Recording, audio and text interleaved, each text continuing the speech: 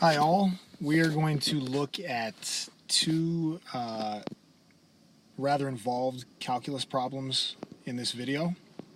The first one, on what intervals is y equals 1 over x squared plus 1 concave down?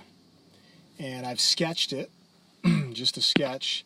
We know that we've got a y-intercept of 1. If I put 0 in for x, I'll get 1 over 1, which is 1, so I've got a y-intercept of 1.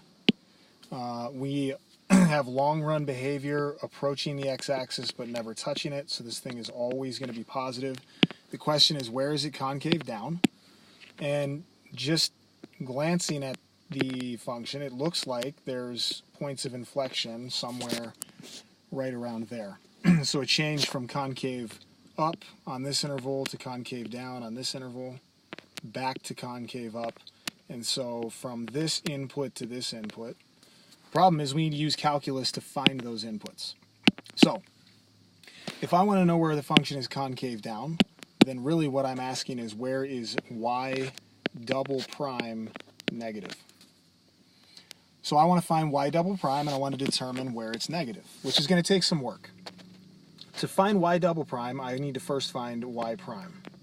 I'm going to use the quotient rule. So y prime is low, x squared plus 1, times the derivative of the numerator, d high, that's 0, minus high, that's 1, times the derivative of low, that's 2x, over x squared plus 1, quantity squared, that's low squared.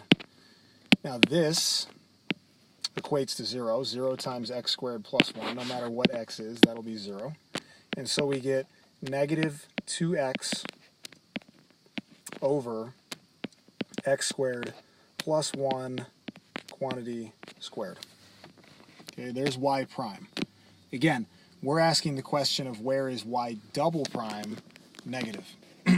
So I'm going to go ahead and expand because we're very new to the chain rule. I'm not going to use the chain rule just yet. We'll use, this will allow us to just use our other rules that we already have, our other shortcut rules for derivatives. So I'm going to expand x squared plus 1 quantity squared. You know that when you expand a binomial, when you square a binomial, you square the first. So x squared squared is x to the fourth. In this case, we'll add twice the product of x squared and 1, so plus 2x squared. And then we'll add the square of 1, so plus 1. So I have y prime now. I have y prime written in a way that I can again use the quotient rule to find y double prime. And ultimately we need to determine where y double prime is negative. So y double prime. Y double prime is low. That's x to the fourth plus 2x squared plus 1. D high, so times negative 2, minus high, 2x, d low, 4x cubed plus 4x, all over low squared. So x, I'm going to rewrite this as x squared plus 1 squared, but then that needs to get squared. So again, that was this.